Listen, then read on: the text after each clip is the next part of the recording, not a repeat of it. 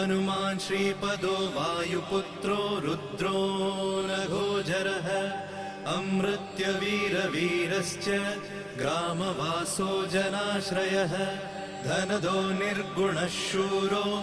वीरो निधिपतिर्मुनिः पिङ्गाक्षो वरदो वाग्मी सीताशोकविनाशकः शिवः शर्वत्परो व्यक्तो व्यक्ताव्यक्तो धराधरः पिङ्गकेशः पिङ्गरोमा श्रुतिगम्यः सनातनः अनादिर्भगवान् देवो विश्वहेतुर्जनाश्रयः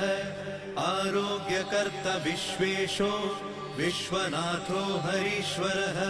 भर्गो रामो रामभक्तः कल्याणप्रकृतिस्थिरः विश्वम्भरो विश्वमूर्तिर्